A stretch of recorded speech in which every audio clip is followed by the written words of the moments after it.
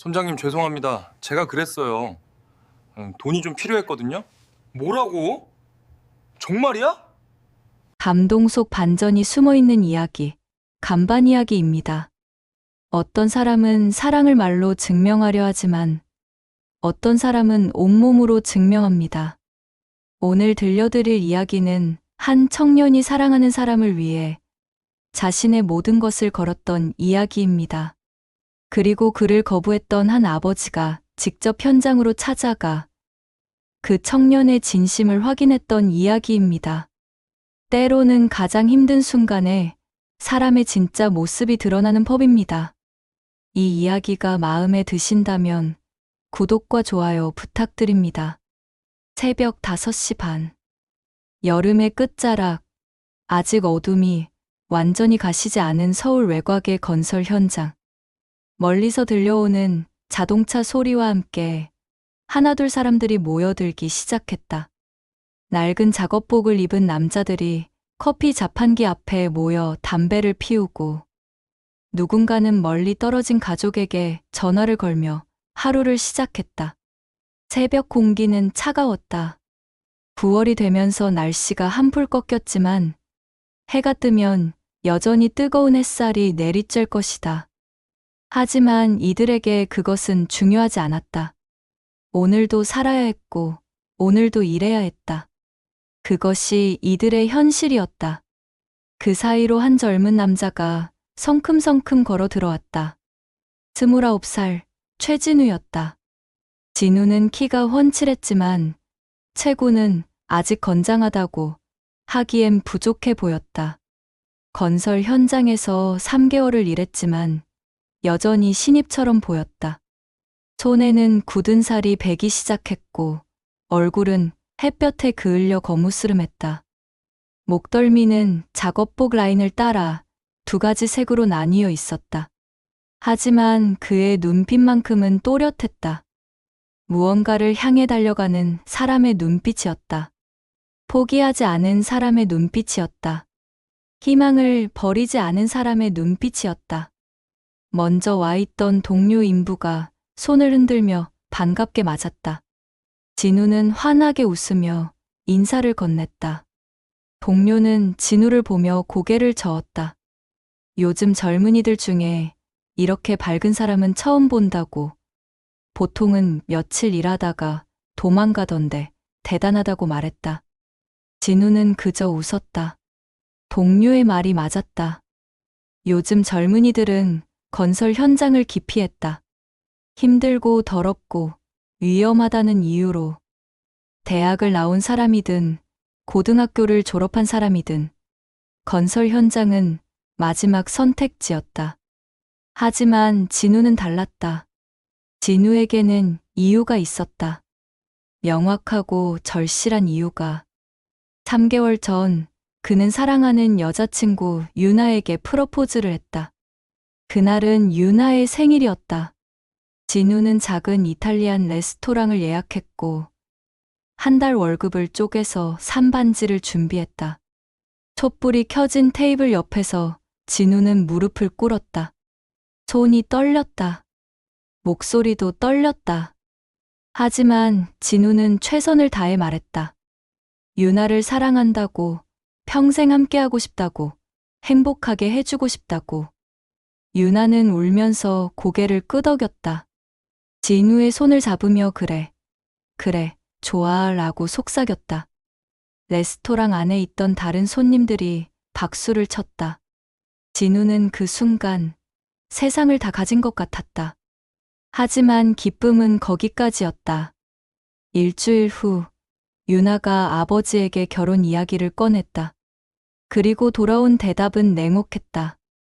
유나를 통해 전해 들은 말은 단 한마디였다. 만나고 싶지도 않다는 차가운 거절. 그 한마디는 진우의 가슴에 대못처럼 박혔다. 진우는 예비장인 서태준의 얼굴조차 본 적이 없었다.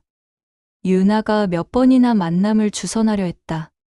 아빠, 진우 오빠 정말 좋은 사람이니까 한 번만 만나 달라고 애원했다. 하지만 서태준은 단호하게 거절했다.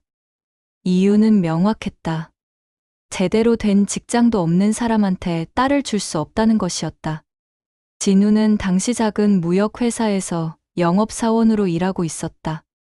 직원은 대표 포함 5명뿐인 영세한 회사였다. 월급은 200만 원 남짓, 보너스도 없었고 승진 가능성도 희박했다. 미래는 불투명했다.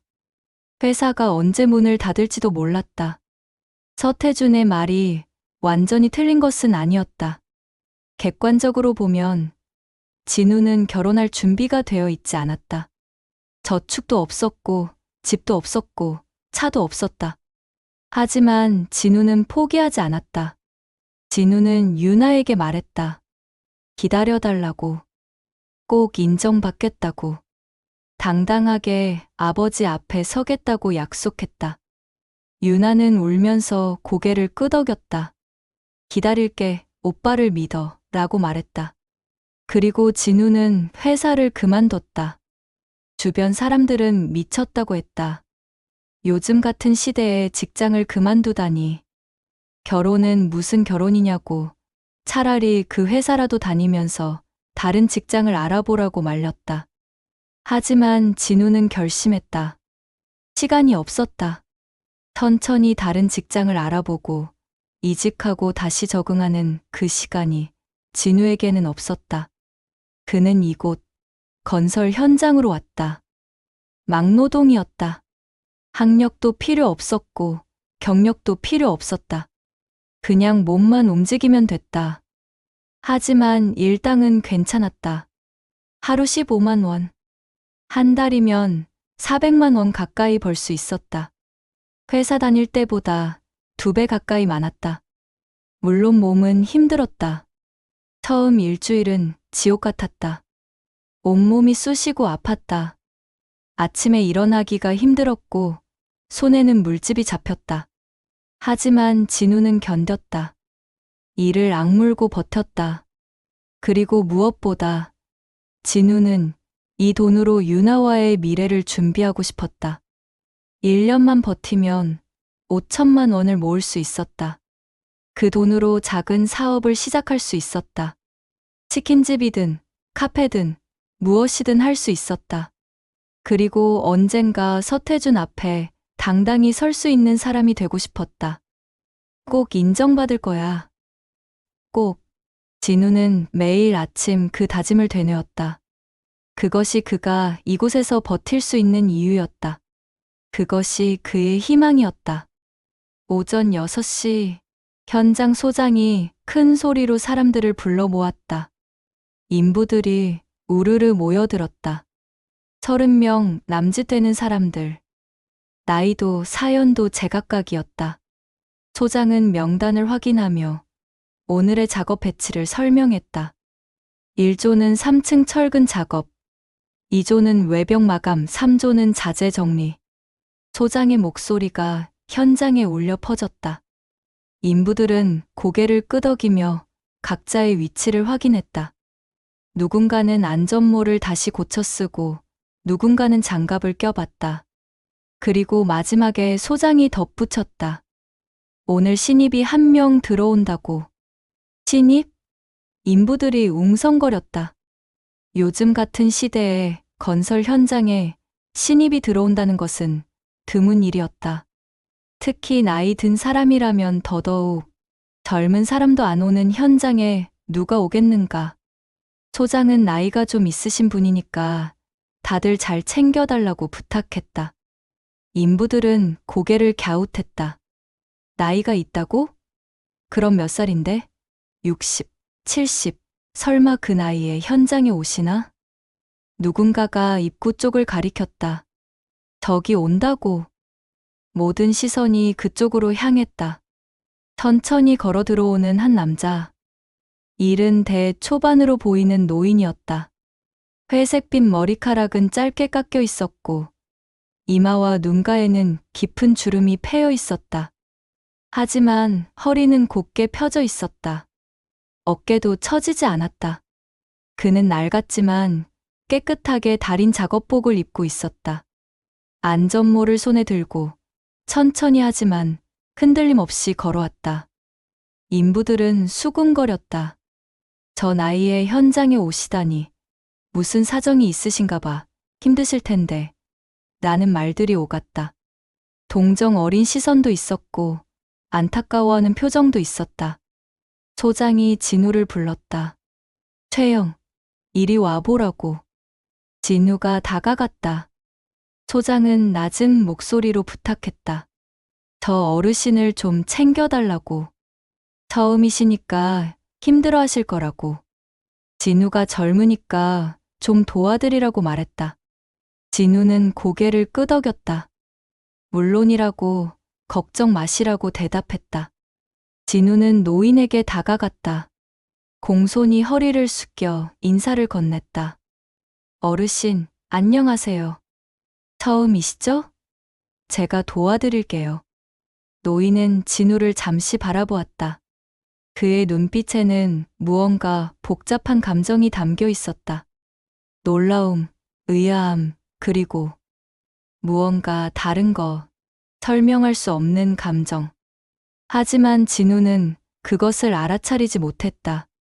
그저 나이 드신 분이 낯선 곳에 처음 와서 긴장하고 계신 거라고 생각했다. 노인은 낮은 목소리로 대답했다. 고맙다고. 짧고 간결한 대답이었다. 진우는 자신을 소개했다. 최진우라고 반갑다고 말했다.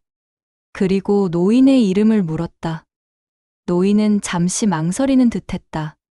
그리고 조용히 대답했다. 서태준이라고.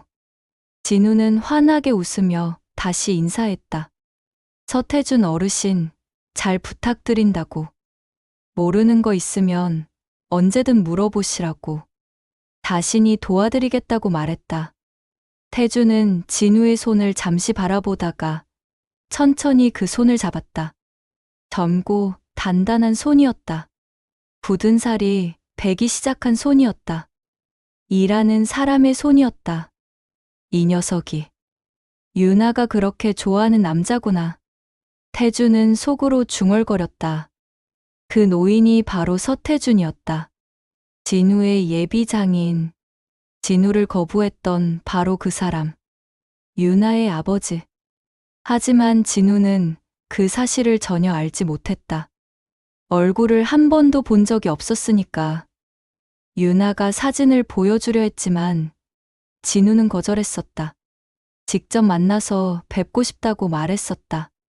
그게 예의라고 생각했었다. 그리고 서태준은 진우를 알아보았다. 유나에게서 사진을 본 적이 있었기 때문이다. 딸의 휴대폰 배경화면에서, 딸의 방 책상 위에서 여러 번 본 얼굴이었다. 하지만 그는 정체를 드러내지 않았다. 그럴 생각이 없었다. 그날 하루 진우는 태준을 극진히 챙겼다. 작업이 시작되기 전 진우는 태준에게 안전수칙을 설명했다. 현장에서는 반드시 안전모를 써야 한다고. 무거운 것을 들 때는 허리가 아닌 무릎을 사용해야 한다고. 위험한 곳에는 절대 혼자 가면 안 된다고 차근차근 설명했다.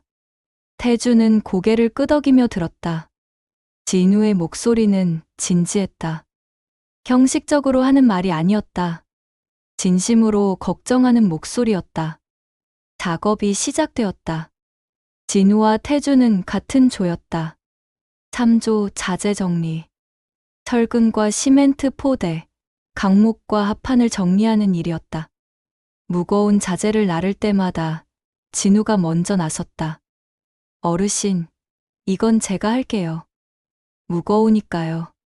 태준이 거절해도 진우는 이미 짐을 들고 있었다. 자신이 젊다고 괜찮다고 웃으며 말했다. 시멘트 포대를 나르는 일이었다. 한 포대에 25kg. 태준이 하나를 들려고 하자 진우가 재빨리 다가와 가로막았다. 자신이 2개씩 나르겠다고.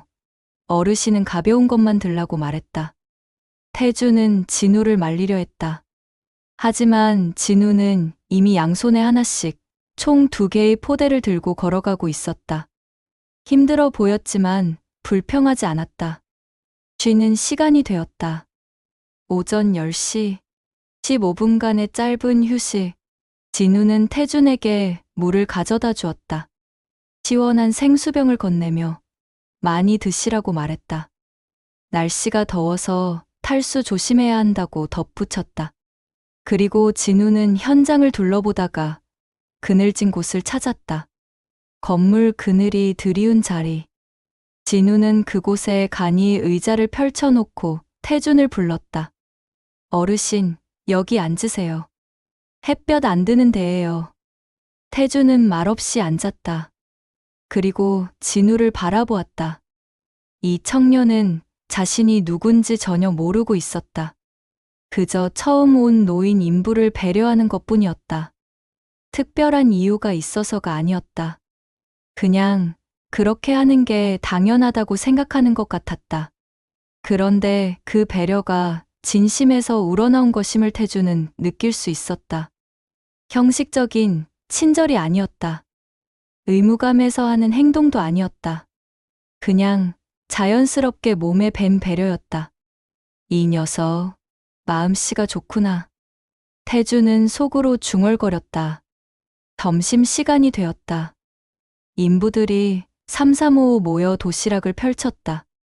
누군가는 집에서 싸온 도시락을, 누군가는 편의점에서 산 김밥을 먹었다. 진우도 태준 옆에 자리를 잡고 앉았다. 다른 동료들도 함께였다. 6명 정도가 동그랗게 모여 앉았다. 그들은 밥을 먹으며 이런저런 이야기를 나눴다. 오늘 작업은 힘들었다느니, 날씨가 더웠다느니, 주말에 뭐 할 거냐느니. 일상적인 대화들이었다. 한 동료가 진우에게 물었다. 결혼은 언제 하느냐고. 진우는 쓴웃음을 지으며 대답했다. 장인어른이 아직 허락을 안 하셔서 모르겠다고. 동료가 만나보기는 했느냐고 묻자 진우는 고개를 저었다. 얼굴도 못 봤다고, 만나주지도 않으신다고 말했다. 그냥 딱 잘라서 안 된다고만 하셨다고 덧붙였다. 다른 동료가 물었다. 그래도 포기는 안 하느냐고. 진우는 씩 웃으며 대답했다. 포기할 수 없다고. 유나를 정말 사랑하니까. 그래서 더 열심히 해서 꼭 인정받고 싶다고 말했다. 동료들은 고개를 끄덕였다. 대단하다고. 요즘 그런 청년 없다고. 유나라는 여자가 복이 많다고 말했다. 태주는 묵묵히 옆에서 듣고만 있었다. 도시락에 밥을 씹는 동작이 느려졌다. 진우의 목소리가 귀에 선명하게 들렸다. 유나를 정말 사랑한다는 그 말, 꼭 인정받고 싶다는 그 말. 저 녀석, 진심이구나. 태주는 속으로 중얼거렸다. 진우의 얼굴을 힐끗 쳐다봤다. 진우는 웃고 있었다. 힘든 내색 없이 밝게 웃고 있었다. 태준의 머릿속에는 며칠 전 집에서 있었던 일이 떠올랐다. 유나가 울면서 애원했다. 아빠, 진우 오빠 정말 좋은 사람이야. 착하고 성실하고 나한테 정말 잘해줘. 제발 한 번만 만나봐. 얼굴이라도 한 번만 봐달라고. 태주는 단호하게 거절했다. 안 된다고. 제대로 된 직장도 없는 사람이 내 미래를 책임질 수 있겠느냐고 반문했다. 건설 현장에서 막노동한다며? 그게 미래가 있는 일이냐고 물었다. 유나는 울음을 터뜨렸다. 아빠는 진우 오빠 얼굴도 안 봤잖아. 어떻게 그렇게 단정 지을 수 있어? 진우 오빠는 지금 나랑 결혼하려고 그렇게 열심히 일하고 있는데, 그렇게 열심히 사는 사람인데 왜 안 믿어주는 거야? 태주는 아무 말도 하지 못했다. 딸이 울자 그의 마음도 흔들렸다. 유나는 계속 울었다. 진우 오빠는 나를 위해 모든 걸 바쳤어. 편한 삶을 포기하고 힘든 일을 선택했어. 그게 얼마나 어려운 결정인지 아빠는 몰라. 나는 진우 오빠 없이 못 살아. 태주는 그날 밤 잠을 이루지 못했다. 딸의 울음소리가 귓가에 맴돌았다.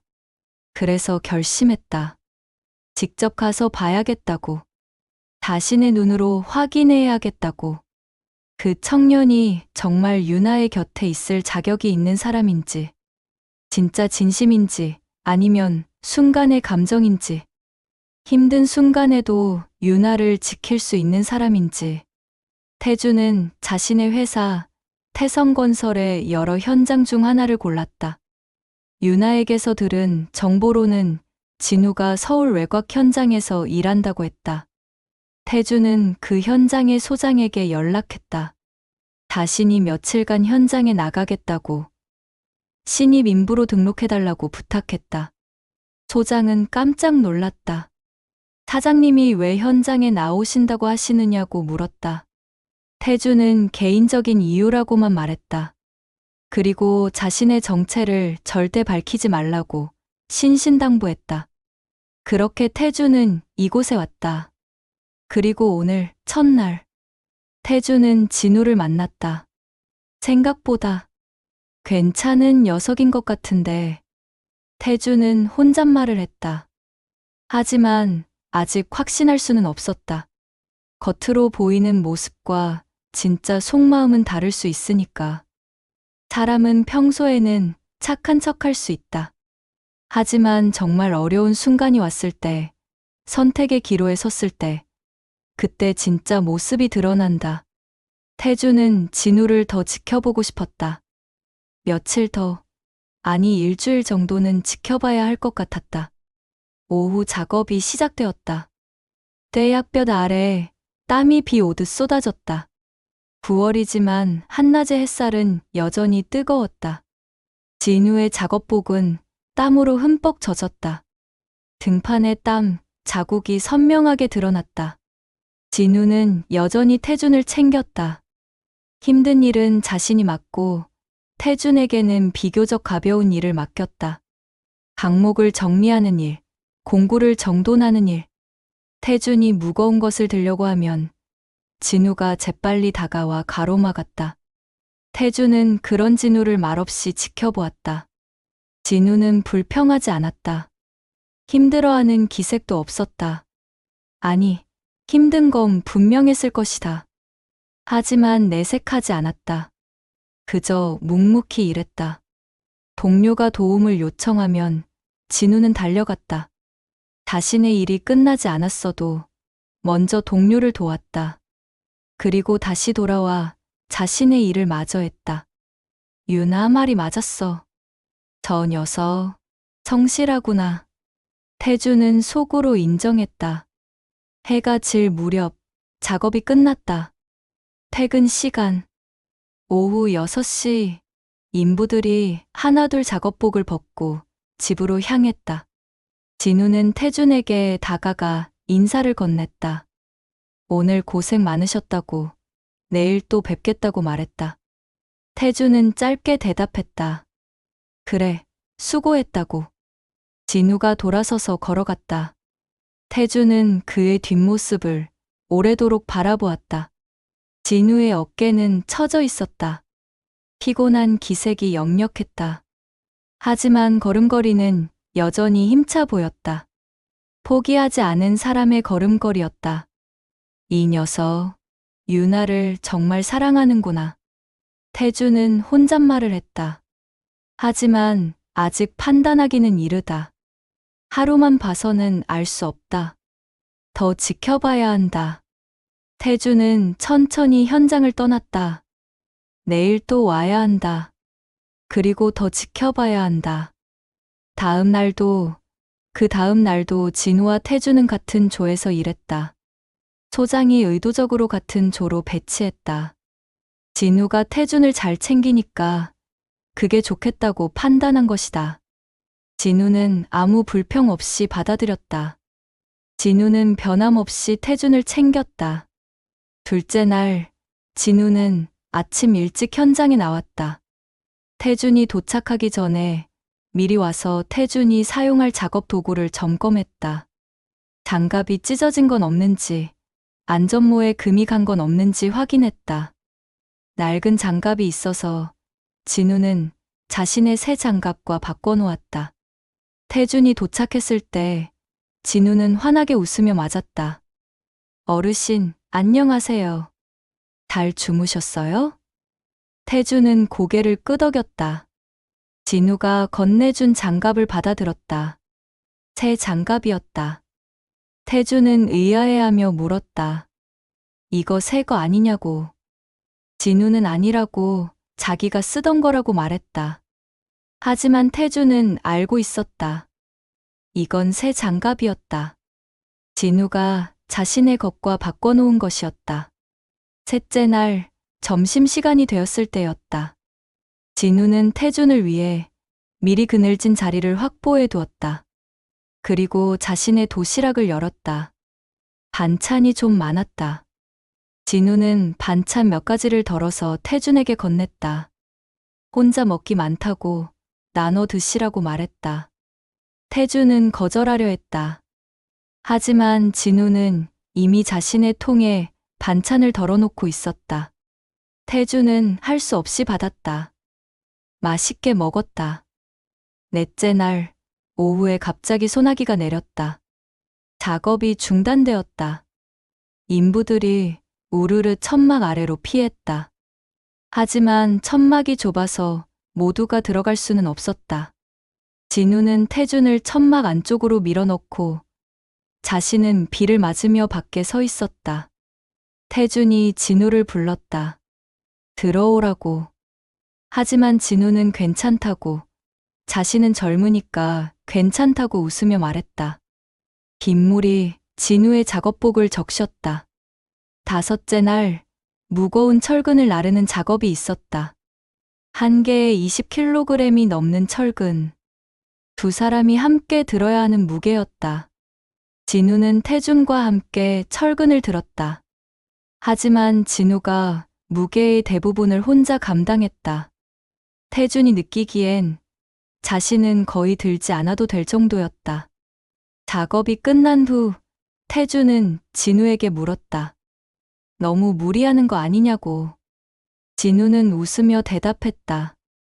괜찮다고. 다시는 젊으니까 이 정도는 할 수 있다고. 오히려 어르신이 다치시면 큰일이라고 말했다. 태준은 점점 진우에 대한 생각이 바뀌고 있었다. 이 청년은 성실했다. 누가 보든 안 보든 자신의 일을 묵묵히 해냈다. 소장이 지켜보지 않아도, 동료가 보지 않아도 진우는 최선을 다했다. 그리고 진우는 배려심이 있었다. 자신보다 약한 사람, 힘든 사람을 먼저 챙겼다. 태준뿐만 아니라 다른 동료들에게도 마찬가지였다. 어느 날, 한 동료가 작업 중에 손을 다쳤다. 가벼운 배임이었다. 하지만 진우는 즉시 달려가 구급상자를 가져왔다. 소독약을 바르고 밴드를 붙여주었다. 그리고 그 동료에게 당분간 무리하지 말라고, 자신이 그 일을 대신하겠다고 말했다. 태준은 그런 진우를 보며 생각했다. 이 녀석, 마음이 따뜻하구나. 힘든 일이 있으면 진우는 먼저 나섰다. 더러운 일도 마다하지 않았다. 화장실이 막혔을 때 다른 인부들이 꺼려하자 진우가 먼저 나섰다. 장갑을 끼고 뚫어냈다. 불평도 없었다. 일주일이 흘렀다. 태준은 이제 어느 정도 확신을 가지게 되었다. 이 청년은 겉과 속이 같은 사람이다. 진심으로 착한 사람이다. 성실하고 책임감 있고 배려심 많은 사람이다. 유나의 선택이 틀리지 않았어. 태준은 속으로 인정했다. 하지만 아직 한 가지가 남아 있었다. 정말 어려운 순간이 왔을 때 이 청년은 어떻게 행동할까? 자신의 이익과 다른 사람의 이익이 충돌할 때 무엇을 선택할까? 그 답을 아직 태준은 보지 못했다. 그리고 그 기회는 곧 찾아왔다. 일주일이 지난 어느 날, 현장에 새로운 사람이 더 들어왔다. 50대 중반의 중년 남자. 이름은 김철수였다. 모두들 김 씨라고 불렀다. 김 씨는 첫날부터 피곤한 기색이 역력했다. 눈 밑에 다크서클이 짙게 깔려 있었고 얼굴에는 수심이 가득했다. 손도 미세하게 떨렸다. 점심시간, 김 씨는 동료들에게 자신의 사정을 털어놓았다. 실직한 지 6달 만에 겨우 구한 일자리라고 했다. 전에는 작은 공장에서 일했는데 공장이 문을 닫았다고. 그 이후로 일자리를 찾았지만 나이 때문에 번번이 거절당했다고 말했다. 김 씨에게는 고등학생 딸이 있었다. 고3이었다. 대학 진학을 준비하고 있었다. 학원비가 만만치 않았다. 그리고 아내가 아팠다. 당뇨 합병증으로 병원을 다니고 있었다. 병원비도 부담이었다. 김 씨는 말했다. 요즘 돈이 너무 부족해서 밤에 잠도 못 잔다고. 통장 잔고를 볼 때마다 가슴이 답답하다고. 이 일자리라도 잃으면 정말 끝이라고 말했다. 동료들은 안타까워하며 고개를 끄덕였다. 다들 비슷한 처지였다. 누구도 여유롭지 않았다. 진우도 김 씨의 이야기를 들었다. 진우는 김 씨를 안타깝게 여겼다. 자신도 힘들지만 김 씨는 더 힘들어 보였다. 가장으로서의 무게, 가족을 책임져야 하는 부담. 그것이 김 씨의 어깨를 짓누르고 있었다. 진우는 자신의 반찬을 덜어서 김 씨에게 건넸다. 혼자 먹기 많다며 나눠 먹자고 말했다. 김 씨는 고맙다고, 진우는 참 착한 사람이라고 말했다. 눈가가 붉어졌다. 태준도 옆에서 김 씨의 이야기를 들었다. 태준도 안타까운 마음이 들었다. 가장으로서의 무게, 가족을 위해 버텨야 하는 힘듦. 태준도 젊은 시절 그런 시간을 겪었기에 김 씨의 마음을 이해할 수 있었다. 40년 전 태준도 막노동 인부였다. 하루하루 일당을 받으며 가족을 먹여 살렸다. 아내와 어린 유나를 위해 이를 악물고 버텼다. 비가 오나 눈이 오나 현장에 나갔다. 그렇게 돈을 모았고 작은 건설 하청 업체를 시작했다. 그리고 지금의 태성건설을 일궜다. 태주는 김 씨를 보며 옛날의 자신을 떠올렸다. 며칠이 더 지났다. 현장의 분위기는 평온했다. 날씨는 점점 선선해지고 작업도 순조롭게 진행되었다. 추석이 다가오고 있었다. 인부들은 명절 보너스를 기대하며 일했다. 하지만 이상한 일이 조금씩 일어나고 있었다. 다제 창고 쪽에서 김 씨가 혼자 있는 모습이 목격되었다. 한 번은 쉬는 시간에, 한 번은 작업이 끝난 후에 김 씨는 창고 안에 혼자 있었다. 진우가 지나가다 우연히 봤을 때였다. 김 씨는 깜짝 놀란 표정을 지었다. 그리고 황급히 나왔다. 아무것도 아니라고 그냥 정리 좀 하려고 했다고 말했다. 진우는 별 생각 없이 넘어갔다. 김 씨가 성실해서 정리를 하고 있었나 보다고 생각했다. 하지만 태주는 뭔가 이상함을 느꼈다. 태주는 오랜 시간 건설 현장에서 일했다. 그리고 사업을 하면서 많은 사람을 봤다. 사람의 표정에서 진실과 거짓을 어느 정도 구분할 수 있었다. 김 씨의 눈빛이 불안해 보였다. 무언가를 숨기는 사람의 눈빛 같았다. 손도 떨렸다. 식은땀도 흘렸다. 태주는 조용히 김 씨를 관찰하기 시작했다. 김 씨는 휴식 시간에도 불안한 기색이 역력했다.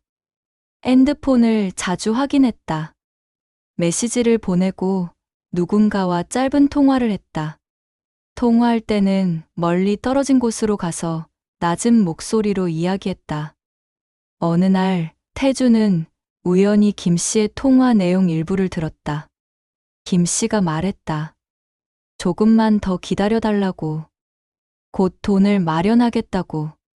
제발 딸 학원비만은 끊지 말아달라고 애원하는 목소리였다. 태주는 김 씨의 사정을 조금 더 이해할 수 있었다. 하지만 동시에 불안한 예감도 들었다. 무슨 일이 일어나지 않으면 좋을 텐데. 태주는 속으로 중얼거렸다. 그리고 그 예감은 정확했다. 며칠 후 사건이 터졌다. 일주일째 되는 날 오후였다. 오후 4시. 작업이 한창 진행 중이었다. 인부들은 각자의 위치에서 묵묵히 일하고 있었다.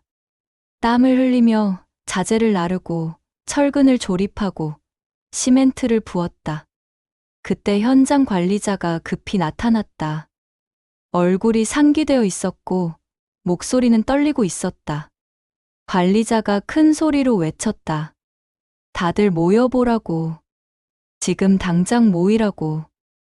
인부들이 웅성거리며 모여들었다.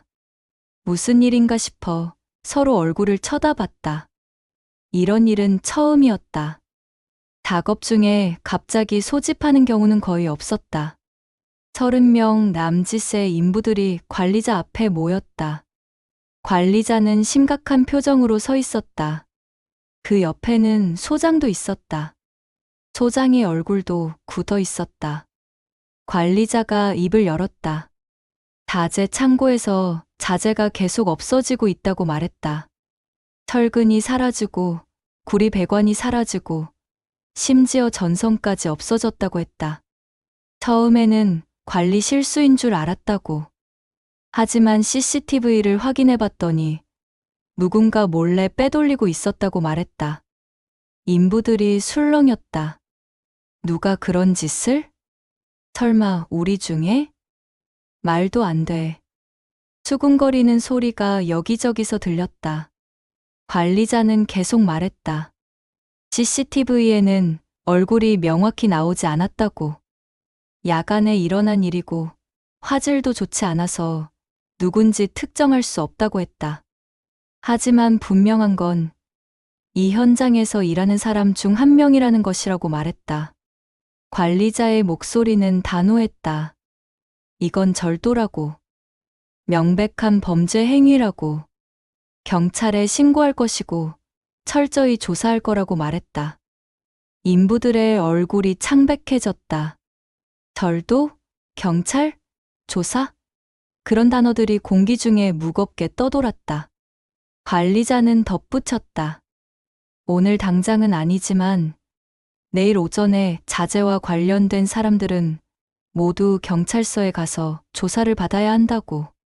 자재 관리 담당자, 창고 출입 기록이 있는 사람들, 야간 작업을 했던 사람들 모두 해당된다고 말했다. 그 순간 한 인부가 물었다. 자재 관리 담당이 누구예요? 관리자가 대답했다. 최진우. 모든 시선이 진우에게 향했다. 진우는 그 자리에 서 있었다. 놀라움과 당혹감이 얼굴에 드러났다. 자신이 자재 관리 담당인 것은 맞았다. 소장이 일주일 전에 맡긴 일이었다. 자재 출입을 기록하고 수량을 체크하는 일. 관리자가 진우를 똑바로 보며 말했다. 최진우, 내가 자재 관리를 맡고 있었지? 그럼 너도 당연히 조사를 받아야 해. 내가 책임자니까. 이런 일이 생긴 것 자체가 내 관리가 소홀했다는 증거야. 진우는 고개를 숙였다. 죄송하다고, 자신이 더 신경 썼어야 했다고 사과했다. 관리자는 그 외에도 창고에 출입한 기록이 있는 사람들 명단을 읽어 내려갔다. 총 10명 정도였다. 김 씨도 그 명단에 포함되어 있었다. 관리자가 말을 이었다. 내일 오전 10시에 모두 관할 경찰서로 가야 한다고. 조사에 협조해야 한다고. 만약 협조하지 않으면 더 의심을 받을 거라고 경고했다. 인부들은 침묵했다. 무거운 공기가 현장을 짓눌렀다. 관리자는 마지막으로 말했다. 오늘 작업은 여기까지라고. 다들 집에 가서 쉬고 내일 해당자들은 정해진 시간에 경찰서로 가라고 지시했다. 인부들이 하나둘 흩어지기 시작했다. 진우는 그 자리에 멍하니 서 있었다. 경찰서? 조사? 머릿속이 복잡해졌다. 다시는 아무것도 하지 않았지만 책임자이기 때문에 조사를 받아야 한다. 그것이 당연한 절차인 건 알지만 마음이 무거웠다. 진우는 주변을 둘러봤다. 그때 진우의 시선이 한 사람에게 머물렀다. 김 씨였다. 김 씨는 멀리 떨어진 곳에 서 있었다. 얼굴이 창백했다. 아니, 핏기가 완전히 사라진 얼굴이었다. 손이 떨리고 있었다. 이마에는 식은땀이 맺혀 있었다. 고개는 푹 숙여져 있었다. 진우는 순간 직감했다. 설마, 김 형님이? 진우의 가슴이 철렁 내려앉았다. 진우는 주변을 살피며 조용히 김 씨에게 다가갔다. 다른 사람들이 보지 못하도록 자연스럽게. 김 씨는 진우가 다가오는 걸 느끼고 더욱 고개를 숙였다. 진우가 낮은 목소리로 물었다. 형님, 혹시 그 말만으로도 충분했다. 김 씨의 입에서 떨리는 목소리가 흘러나왔다. 미안해, 진우야. 정말 미안해. 진우는 아무 말도 하지 못했다. 가슴이 답답해졌다. 김 씨는 계속 말했다. 고개를 숙인 채로 떨리는 목소리로. 딸의 학비가 급했다고. 학원에서 연락이 왔다고. 석 달치 밀린 학원비를 내지 않으면 더 이상 수업을 들을 수 없다고 통보받았다고. 그리고 아내의 병원비도 필요했다고. 당뇨 합병증 때문에 정기적으로 약을 먹어야 하는데 약값이 만만치 않다고. 김 씨는 말했다. 처음에는 한두 번만이라고 생각했다고. 작은 자재 몇 개만 가져가서 고철상에 팔면 될 거라고 생각했다고. 그렇게 해서 받은 돈으로 학원비를 냈다고. 그리고 또 급한 게 생기면 한 번 더 했다고. 그렇게 몇 번 반복했다고 고백했다. 들킬 줄은 몰랐다고. CCTV가 있는 줄 알았지만 화질이 안 좋아서 얼굴은 안 나올 거라고 생각했다고. 그런데 이렇게 큰일이 될 줄은 몰랐다고 말했다. 김 씨의 눈가가 붉어졌다. 목소리는 점점 더 떨렸다. 나 이제 끝이야. 경찰이 조사하면 나는 감옥 가는 거야. 전과자가 되는 거야. 그럼 우리 가족은 어떡하지? 딸애는 어떡하고 아내는 어떡하지? 김 씨가 무너지듯 쪼그려 앉았다. 양손으로 얼굴을 감쌌다. 어깨가 떨렸다. 진우는 그 모습을 내려다보았다. 진우의 머릿속은 복잡했다. 김 씨가 잘못한 것은 분명했다. 절도는 범죄였다. 하지만 김 씨의 사정도 이해가 갔다. 가족을 위해 어쩔 수 없이 선택한 일이었다. 진우는 고민에 빠졌다. 어떻게 해야 하지? 멀리서 태준이 이 모든 광경을 지켜보고 있었다.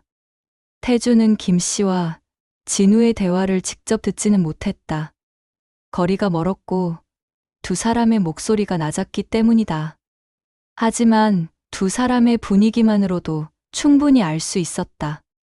김 씨의 무너진 모습, 쪼그려 앉아 얼굴을 감싼 모습, 진우의 굳은 표정, 복잡해 보이는 눈빛.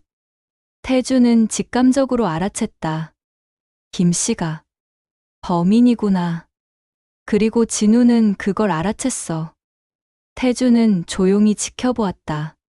숨을 죽이고 움직이지 않고 그저 바라보았다. 이제 진우가 어떻게 할지 그것이 궁금했다. 정말 어려운 순간이 왔구나. 이 녀석은 어떻게 하려나. 태준의 시선은 진우에게 고정되어 있었다. 이것이 진짜 시험이었다. 진우의 선택이 그의 진가를 보여줄 것이다. 진우는 김 씨를 일으켜 세웠다. 그리고 낮은 목소리로 말했다. 형님, 일단 집에 가세요. 내일 일은 제가 생각해 볼게요. 김 씨는 고개를 들었다. 눈물로 얼룩진 얼굴이었다. 진우야, 미안해. 정말 미안해. 내가 무슨 잘못이 있다고. 내 때문에. 진우는 고개를 저었다. 괜찮아요. 일단 가세요. 내일 얘기해요. 김 씨는 비틀거리며 현장을 떠났다. 뒷모습이 초라했다. 진우는 그 자리에 홀로 남았다. 진우는 하늘을 올려다보았다. 해가 지고 있었다. 붉은 노을이 하늘을 물들이고 있었다. 아름다운 풍경이었지만 진우의 마음은 아름답지 않았다. 어떻게 해야 하지? 진우는 깊은 고민에 빠졌다. 그날 밤, 진우는 잠을 이루지 못했다. 작은 원룸에 혼자 앉아 창밖을 멍하니 바라보았다. 도시의 불빛이 반짝였지만 그의 마음은 어두웠다. 김 씨의 떨리는 목소리가 귓가에 맴돌았다. 우리 가족은 어떡하지? 딸애는 어떡하고? 아내는 어떡하지? 진우는 알고 있었다. 김 씨가 잘못한 것은 맞다. 하지만 그를 경찰에 넘기면 김 씨의 가족은 무너질 것이다. 고등학생 딸, 대학 진학을 앞두고 있는 딸, 아버지가 전과자가 되면 딸의 미래는 어떻게 될까? 학교에서 소문이 나면? 친구들이 알게 되면? 아픈 아내, 당뇨 합병증으로 정기적인 치료가 필요한 아내, 남편이 감옥에 가면 누가 병원비를 내줄까? 누가 아내를 돌봐줄까? 진우는 깊은 고민에 빠졌다. 내가 어떻게 해야 하지? 시계를 봤다. 새벽 2시. 아직도 잠이 오지 않았다. 진우는 결심했다. 내일 경찰서에 가기 전에 관리자에게 먼저 이야기하자. 자신이 했다고 말하자.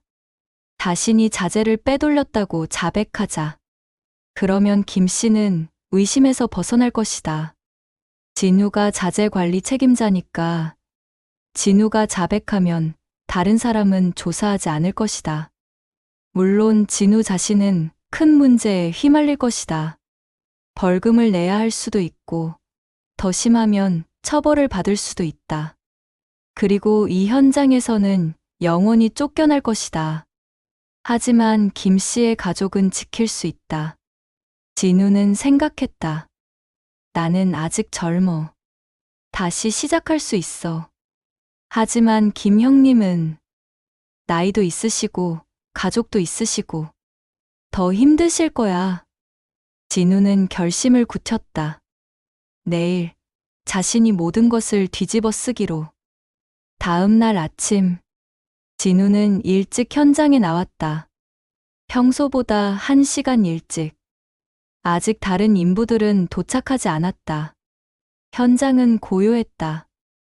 진우는 관리자 사무실 앞에 서 있었다. 심호흡을 했다. 손이 떨렸다. 하지만 결심은 흔들리지 않았다. 노크를 했다. 관리자는 책상에 앉아 서류를 정리하고 있었다. 진우를 보고 고개를 들었다. 진우는 입을 열었다. 소장님, 할 말이 있습니다. 관리자는 의자에 기대며 진우를 바라보았다. 진우는 깊게 숨을 들이쉬었다. 그리고 말했다. 어제 말씀하신 없어진 자재. 제가 했습니다. 관리자는 눈을 크게 떴다. 뭐라고? 진우는 다시 한번 말했다. 자재를 제가 빼돌렸습니다. 돈이 급해서. 그랬습니다. 제 잘못입니다. 관리자는 얼굴이 붉어졌다. 자리에서 벌떡 일어났다. 아? 정말 내가 그랬어? 진우는 고개를 숙였다. 관리자는 책상을 쳤다. 쾅 하는 소리가 사무실에 울렸다. 진우는 계속 고개를 숙이고 있었다. 관리자는 분노를 참지 못하고 소리를 질렀다. 진우는 사무실을 나왔다. 문을 닫는 순간 다리에 힘이 풀렸다. 벽에 기대어 섰다. 숨이 가빴다. 이제 끝났구나. 진우는 속으로 중얼거렸다. 소식은 금방 퍼졌다. 아침에 출근한 인부들이 소문을 들었다. 진우가 범인이라고? 진우가 자백했다고? 사람들이 수군거렸다. 진우가 그럴 사람이 아닌데 라고 말하는 사람도 있었다. 뭔가 이상하다고, 진우는 그렇게 돈에 급한 사람이 아니었다고 말하는 사람도 있었다. 하지만 대부분은 그냥 받아들였다. 다재 관리 책임자가 자백했으니 그게 사실이겠지. 사람 일은 모르는 거야. 겉으로는 착해 보여도 속은 모르는 거라고들 말했다. 김 씨는 멀리서 이 광경을 보고 있었다. 김 씨는 눈물을 흘렸다. 손으로 입을 막았다. 소리내어 울 수는 없었다. 하지만 눈물은 멈출 수 없었다. 진우야, 미안해. 정말 미안해. 김 씨는 속으로 되뇌었다. 하지만 그는 앞으로 나서지 못했다. 가족 생각에, 딸 생각에, 아내 생각에 그는 움직일 수 없었다. 비겁하다는 걸 알았다. 하지만 그럴 수밖에 없었다. 태주는 모든 것을 지켜보고 있었다. 태주는 정확히 알고 있었다.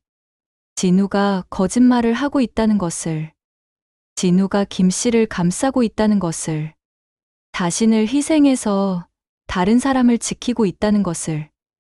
태준의 눈가가 붉어졌다. 태준은 말을 잇지 못했다.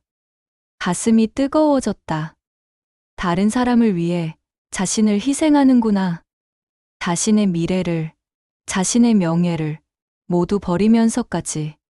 태준은 진우를 바라보았다. 진우는 사물함에서 짐을 챙기고 있었다. 작업복을 벗고 사물함을 정리했다. 동료들이 안타까운 눈빛으로 지켜보는 가운데 진우는 조용히 짐을 챙겼다.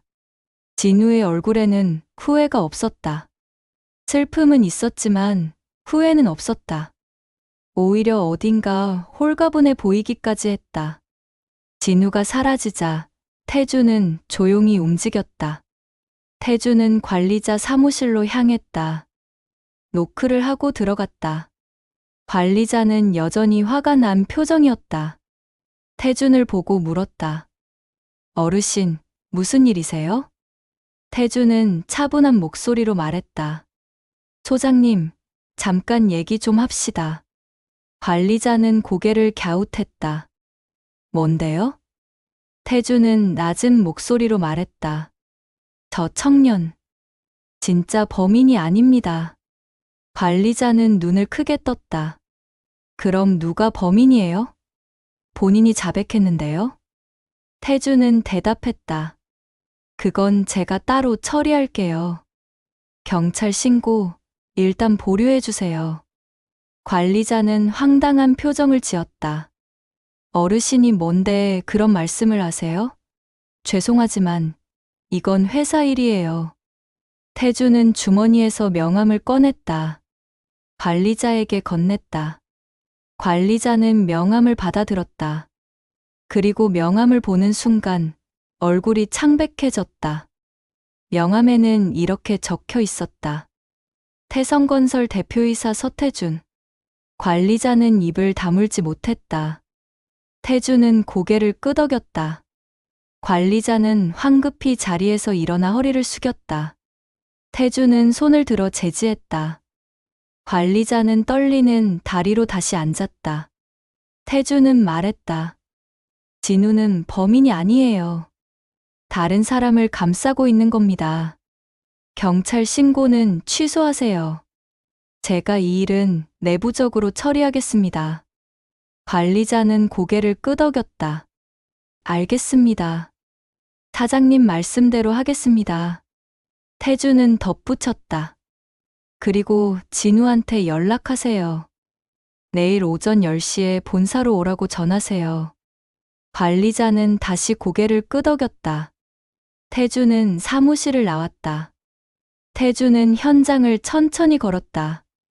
인부들이 일하는 모습을 바라보았다. 40년 전 자신도 저렇게 일했었다. 땀 흘리고 힘들어하고 하루하루 버텼었다.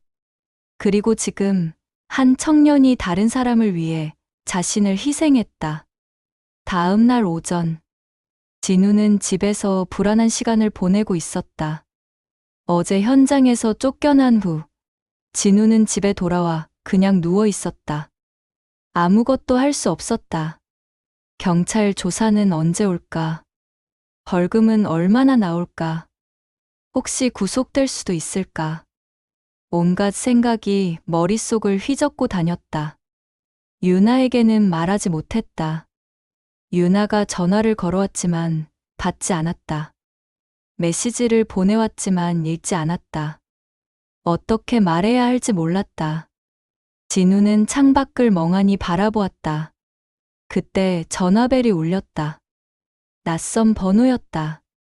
진우는 떨리는 손으로 전화를 받았다. 여보세요? 상대방은 자신을 태성건설 비서실이라고 소개했다. 사장님께서 오늘 오전 10시에 본사로 오시라고 하셨다는 말을 전했다. 진우는 혼란스러웠다. 진우는 멍하니 휴대폰을 내려다보았다. 진우는 불안했다. 하지만 거절할 수 없었다. 가야 했다. 진우는 옷을 갈아입고 집을 나섰다. 태성건설 본사는 강남에 있었다. 고급스러운 건물이었다. 유리로 된 외벽, 넓은 로비, 대리석 바닥. 진우는 이런 곳에 와본 적이 거의 없었다. 작업복을 입고 땀 흘리던 자신과는 너무나 다른 세계였다. 진우는 불안한 마음으로 엘리베이터를 탔다. 최상층 버튼을 눌렀다. 사장실은 맨 위층에 있다고 비서가 말했었다. 엘리베이터가 올라갔다. 진우의 심장도 함께 뛰었다. 층수가 올라갈수록 진우의 불안도 커졌다. 문이 열렸다. 비서가 기다리고 있었다. 진우를 보고 인사하며 이쪽으로 오라고 안내했다. 긴 복도를 걸었다. 복도 양쪽에는 그림이 걸려 있었다. 값비싼 그림들 같았다. 사장실 문 앞에 도착했다. 비서가 노크를 했다. 들어오라는 목소리가 들렸다. 비서가 문을 열어주었다. 진우는 심호흡을 하고 들어갔다. 그리고 얼어붙었다. 넓고 고급스러운 사장실. 큰 창문을 통해 서울 시내가 한눈에 보였다. 그리고 책상 뒤에 앉아있는 한 사람. 그 사람은 현장에서 함께 일했던 어르신이었다. 하지만 지금은 깔끔한 정장 차림이었다. 머리도 단정하게 빗어 넘겼다. 현장에서의 모습과는 완전히 달랐다. 태주는 미소 지으며 자신을 소개했다. 진우의 머릿속이 하얗게 변했다. 진우는 그 자리에 주저앉을 것만 같았다. 다리에 힘이 풀렸다. 진우는 떨리는 다리로 의자에 앉았다. 머릿속이 복잡했다. 이해가 되지 않았다. 태준이 먼저 입을 열었다. 놀랐지? 진우는 고개를 끄덕였다. 말이 나오지 않았다. 태준은 천천히 설명했다. 나는 원래 자네를 만나고 싶지 않았어. 제대로 된 직장도 없고 미래도 불확실한 사람한테 내 딸을 줄 수 없다고 생각했지. 진우는 고개를 숙였다. 태주는 계속 말했다. 그런데 유나가 너무 울더라. 진우는 정말 좋은 사람이라고, 제발 한 번만 만나 달라고. 그래서 직접 확인하러 간 거야. 내 눈으로 보려고. 진우는 태준을 바라보았다. 태준은 말을 이었다. 일주일 동안 자네를 봤어. 일하는 모습, 동료들 대하는 모습, 나를 챙기는 모습. 그리고 어제 다른 사람을 위해 자신을 희생하는 모습까지. 태준의 눈가가 붉어졌다. 진우야, 자네는 왜 그랬나? 김영 잘못을 왜 뒤집었었나? 진우는 당황했다. 어떻게 아셨어요? 태주는 말했다. 다 봤으니까. 일주일 동안 자네 옆에서 함께 일했잖아. 진우는 고개를 숙였다. 태준이 다시 물었다. 왜 그랬나? 자네가 뒤집었으면 자네만 손해잖아. 진우는 조용히 대답했다. 김 형님은 가족이 있어요. 고등학생 딸이 있고 아내분이 아프시고 여기서 쫓겨나시면 가족들이 너무 힘들어요. 진우는 계속 말했다. 저는 아직 젊으니까 다시 시작할 수 있잖아요. 근데 김 형님은 나이도 있으시고 더 힘드실 거예요. 태주는 잠시 침묵했다. 그리고 천천히 입을 열었다. 제대로 된 직장도 없고 미래도 불확실하고 유나한테 어울리지 않는다고 생각했지. 얼굴도 보기 싫었어. 그래서 만나지도 않았어. 진우는 다시 고개를 숙였다. 태주는 계속 말했다. 근데 유나가 너무 울더라. 그래서 직접 보러 간 거야. 태주는 말을 이었다. 일주일 동안 자네를 봤어. 그런데 내가 완전히 틀렸다는 걸 알았어. 태준의 목소리가 떨렸다. 자네는 내가 생각했던 것보다 훨씬 더 좋은 사람이더구나. 태준이 자리에서 일어났다. 진우에게 다가왔다. 그리고 손을 내밀었다. 미안하네. 자네를 오해했어. 그리고 고맙네. 우리 유나를 진심으로 사랑해줘서. 태주는 말을 이었다. 이제 내 딸을 부탁해도 되겠나? 진우는 눈물을 흘리며 태준의 손을 잡았다. 감사합니다. 아버님. 두 남자의 손이 굳게 맞잡혔다. 태준은 덧붙였다. 아, 그리고 김형 일은 내가 처리했어. 경찰 신고 취소했고 김영한테는 따로 이야기했어. 앞으로는 회사 복지 지원 받으라고 했지. 그리고 자네 창업하고 싶다고 했지? 도와줄게. 진우는 어떻게 보답해야 할지 모르겠다고 말했다. 태주는 웃으며 말했다. 보답? 조건이 하나 있어. 가끔 나랑 현장 나와. 초심 잊지 말자. 진우는 환하게 웃으며 대답했다. 네, 아버님. 몇 달 후 결혼식 날. 태주는 유나의 손을 잡고 버진로드를 걸었다. 순백의 드레스를 입은 유나는 아름다웠다. 태준의 눈에는 눈물이 맺혔다. 진우가 맨 앞에서 기다리고 있었다. 태준은 유나의 손을 진우에게 건넸다. 잘 부탁한다, 진우야.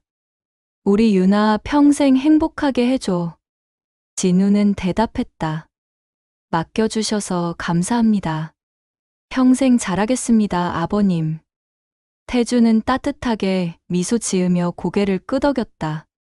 행복한 결혼식이었다. 그날 밤, 누명을 쓰고 현장에서 쫓겨난 바로 그날 밤이었다. 진우는 집에 돌아와 멍하니 앉아 있었다. 온몸에 힘이 빠졌다. 어떻게 해야 할지 알 수 없었다. 경찰 조사는 언제 올까? 벌금은 얼마나 나올까? 진우는 한숨을 쉬었다. 유나에게는 말하지 못했다. 전화가 여러 번 왔지만 받지 않았다. 배가 고팠지만 식욕은 없었다. 진우는 습관적으로 스마트폰을 집어들었다. 뉴스라도 보며 시간을 보내고 싶었다. 건설 업계 뉴스를 검색했다. 무심코 화면을 넘기다가 한 기사가 눈에 띄었다. 태성건설 서태준 대표, 저소득층 일자리 창출과 복지 지원 앞장. 진우는 무심코 기사를 클릭했다. 별 생각 없이 기사가 열렸다. 태성건설 서태준 대표 72세가 사회적 책임 경영에 앞장서고 있다는 내용이었다. 현장 출신 CEO라는 소개도 있었다. 그리고 기사 옆에는 사진이 있었다. 정장을 입은 남자의 사진. 진우는 그 사진을 보는 순간 얼어붙었다.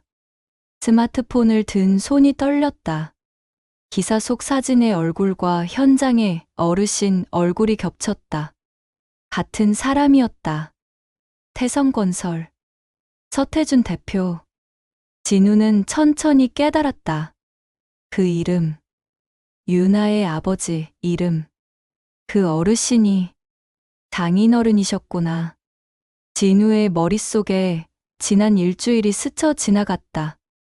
처음 만났던 순간, 함께 일했던 시간들, 자신이 했던 말들, 태준이 지켜보던 눈빛들, 그리고 오늘 떠날 때 속삭였던 말. 잘했어, 진우야. 진우는 씁쓸하게 웃었다. 그렇게 직접 확인하러 오신 거였구나. 진우는 스마트폰을 내려놓았다. 창밖을 바라보았다. 도시의 불빛이 반짝였다. 복잡한 감정이 밀려왔다. 부끄러움, 당혹감, 그리고 어딘가 안도감도. 진우는 눈을 감았다. 어떤 진실은 말하지 않아도 전해진다. 어떤 만남은 우연이 아니라 선택이다. 그날 밤, 진우는 알게 되었다. 하지만 그 순간, 진우는 깨달았다. 진심은 숨길 때가 아니라 보여줄 때 빛나는 것이라는 것을.